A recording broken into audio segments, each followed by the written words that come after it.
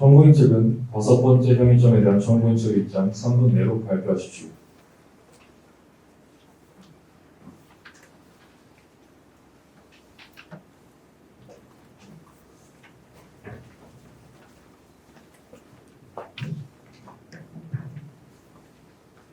안녕하십니까. 청구인 측 정우재입니다. 지금부터 다섯 번째 혐의점에 대한 발표를 시작하겠습니다. 우리 헌법에서는 대표자의 선출과 그에 대한 신임은 단지 선거의 형태로 이루어져야 한다고 명시하고 있습니다.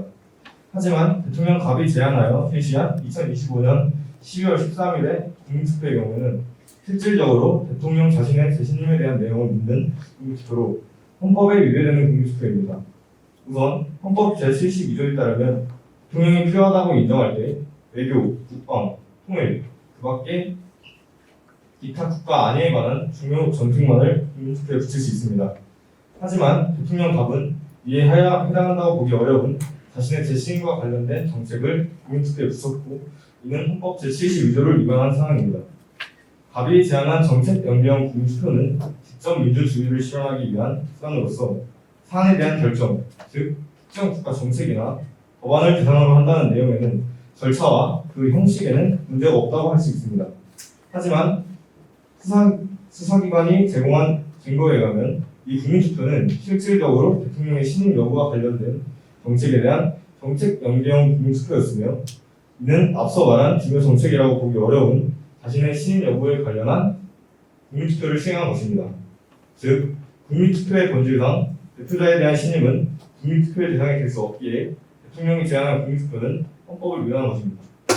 또한 대통령이 재신임을 판단하기 위해서 자신의 신임 여부에 관한 내용이 담긴 정책을 대상으로 국민투표를 시행한 것은 헌법 제66조 제2항 및 헌법 제69조에 명시된 국가의 계속성과 헌법을 수호할 책무를 성실히 수행하지 않은 것입니다. 위의 사항들을 근거로 대통령 갑의 탄핵을 주장하는 바입니다. 이상입니다. 이청구인 측은 다섯 번째 혐의점에 대한 이청구인 측의 입장 3분 내로 발표하십시오.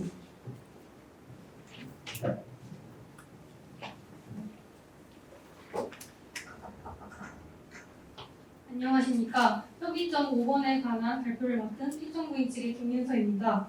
앞서 국민투표의 절차적 정당성과 타당성에 관해서는 수사기관에 의해 제공받은 증거에 따르면 모두 정당한 절차로 이루어져 타당하였습니다. 따라서 이에 대해서는 더 이상 논의하지 않겠습니다. 반면 국민투표 결과 불신임인 것으로 나왔다면 피청구인에게 하야할 의무가 있었는지에 대해서는 논의할 필요가 있다고 보아 이에 대해 논하고자 합니다. 우선 헌법 제72조는 대통령은 필요하다고 인정될 때에는 외교, 국방, 통일, 기타 국가 안위에 관한 중요 정책을 국민투표에 붙일 수 있다고 규정하여 대통령에게 국민투표 부의권을 부여하고 있습니다. X건물 붕괴 사고 이후 피청구인이 실시한 국민투표는 헌법 제72조에 해당하는 국가 안위에 관한 중요 정책에 대한 것으로 위헌이 아닙니다. 설사 정책과 관련된 국민투표를 통해 결과적으로 대통령에 대한 재신임이 판단 가능하였을지라도 이 국민투표의 형식이 정책 연계 투표의 틀에 따르는 한 피청구인의 국민투표 제안을 위헌이라고 볼 수 없습니다. 따라서 정책 연계형 투표의 일정이었던 국민투표 결과 과반수가 반대표가 나왔지만 이는 정책에 관한 국민들의 의사표시일 뿐이므로 이 결과 피청구인이 대통령직에서 하야할 의무 또한 없습니다. 처음부터 재신임을 판단하기 위한 형식을 갖춘 국민투표와 정책 연계 투표의 형식을 가지고 있지만 결과적으로 재신임의 판단이 가능한 국민투표 간에는 분명한 차이점이 있습니다. 그런데도 불구하고 이를 동일선상에 두고 피청구인이 헌법 제72조를 위반하였으며 이에 따라 하야할 의무가 생긴다고 보는 청구인 측의 주장은 받아들일 수 없습니다. 이상입니다. 지금부터 다섯 번째 혐의점에 대한 토론을 5분간 진행하도록 하겠습니다. 양측 모두 손을 들고 발언권을 얻은 후에 발언해 주시기 바랍니다. 지금부터 5분간 토론 시작하겠습니다. 청구인 발언해 주세요.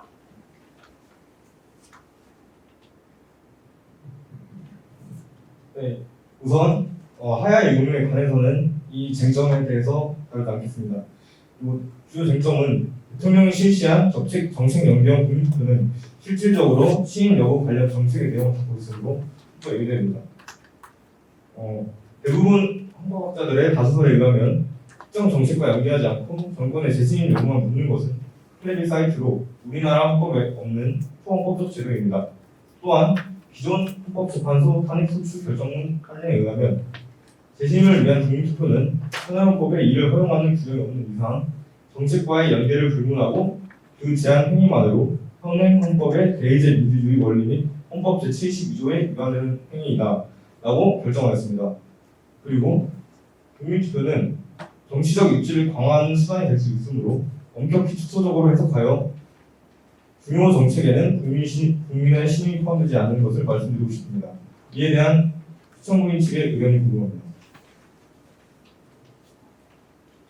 시청구인 측 발언해 주세요.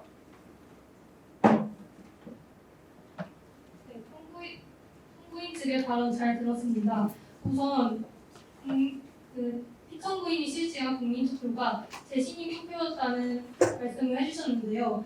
이는 수사기관에 의해 제공받은 증거에 따르면 피청구인이 실시한 국민투표가 정책 연계의 투표의 형식과 요건을 모두 정당하게 갖추고 정당한 절차에 따라 이루어진 투표이기 때문에 이를 재신임 투표라고 단정하는 것은 옳지 않습니다. 이에 대해서 어떻게 생각하시는지 궁금합니다. 이상입니다.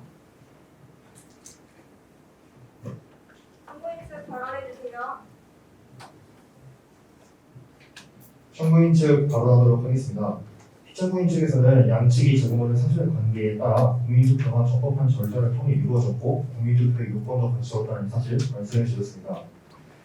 물론 이러한 국민투표가 적법한 절차를 통해 이루어졌고 국민투표의 요건을 갖춘 것 또한 청구인 측도 인정하는 바입니다. 하지만 그러한 요건을 다 갖추었다고 해서 모든 사항들이 국민투표의 사안이 될 수 있는 것은 아닙니다. 왜냐하면 현행헌법에서는 대표자의 재신임에 관한 여부를 국민투표의 본질상 국민투표에 올릴 수 없다는 점을 명시하고 있기 때문입니다.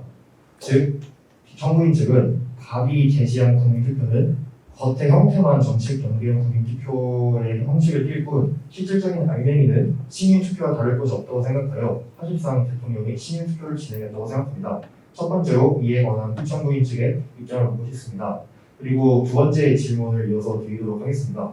피청구인 측에서는 말씀해주신 근거들을 바탕으로 대통령의 재신임 효과는 간접적으로 얻어지는 것이라는 것을 명시해 주셨습니다. 하지만 양측이 제공받은 사실관계에 따르면 정책 연계형 국민 투표에서 다룬 정책은 실질적으로 대통령의 재신임에 관한 정책이었습니다. 이러한 명백한 사실관계가 있는데도 재신임의 효과가 간접적으로 얻어지는 것이라고 주장하는 피청구인 측의 구체적인 근거와 그에 따른 지장이 궁금합니다. 이상입니다.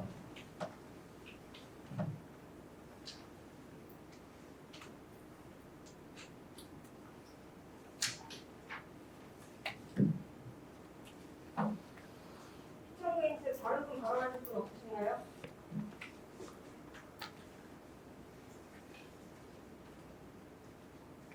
네, 말씀 잘 들었습니다. 그럼 제가 청구인 측에 한 가지 질문을 드리고 싶은데, 피청구인이 제시한 정책 연계형 투표에서 그러면 어떤 부분이 어떻게 재신을 판단할 수 있는지 한번 설명해 주실 수 있겠습니까?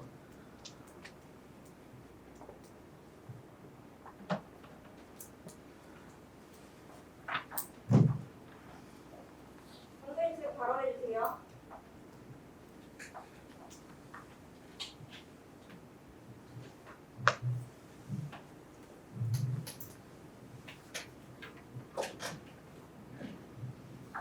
네, 어떤 식으로 관련이 되었냐 물으셨는데 어떤 식으로 연관이 되어 있든 헌법재판소의 판례에 의하면 직접적이든 간접적이든 또 정책과 연계가 있든 없든 시민 여부를 판단하는 내용을 가진 국민투표는 헌법에서 인정하지 않는다고 명시하였습니다.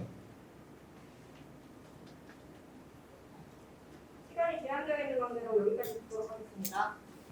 네, 지금부터 5번째 혐의점에 대한 증인 질문 시작하도록 하겠습니다. 증인, 증인석으로 오십시오.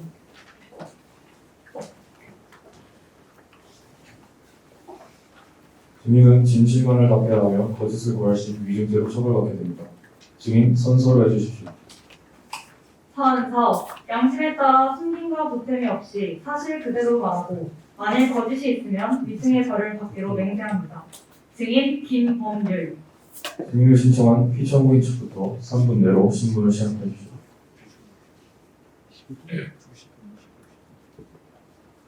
예, 피청구인 측 정인철입니다. 증인의 이름과 소속을 말씀해 주십시오. 저는 헌법교수 김범률입니다. 교수님, 정책 연경 투표를 통해 간접적으로 재신임을 판단할 수 있는 효과를 얻게 된다면 이는 헌법 제72조를 위반한 것입니까? 일단 헌법상 순수형 재신임 국민투표는 허용이 안 됩니다. 하지만 정책 연경 국민투표의 경우 일정한 요건을 충족한다면 허용될 수 있습니다.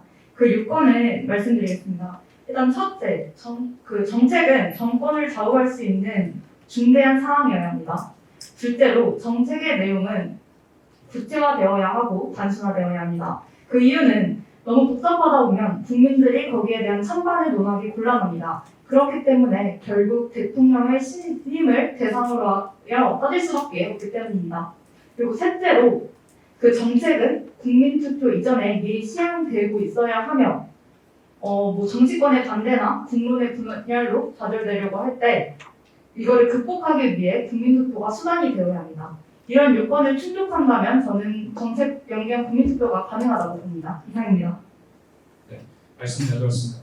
그렇다면 정책 연경 국민투표가 불신임으로 결론이 난다 하더라도 대통령에게 하야의 의무가 생기는지 여쭙고 싶습니다. 일단 정책 연경 국민투표의 대상은 정책입니다. 따라서 대통령 신임에 대한 부분에서는 법적 구속력이 없습니다. 따라서 불신임으로 결론이 난다고 해도 대통령은 신임을 얻지 못하는 게 되지만 법적 구속력이 없기 때문에 하야할 의무는 없다고 봅니다.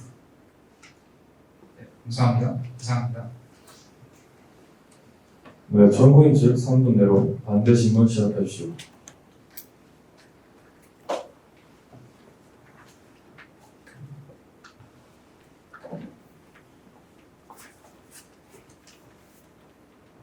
안녕하십니까. 저는 청구인 측 반대신문할 정우재입니다. 시작하겠습니다. 혹시 이전 탄핵소추 결정 판례에 대해서 아십니까? 네, 알고 있습니다. 이 판례에 의하면 실질적으로 재신임의 내용을 담고 있다면 이는 현행헌법에 위반되는 사안이라고 판시하였습니다. 그렇다면 이번 사안의 경우에도 헌법에 위반된다고 할 수 있는 것이 아닌가요?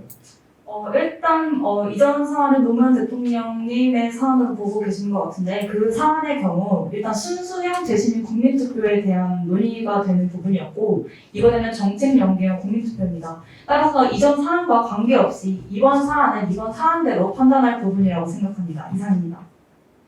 감사합니다. 이상입니다.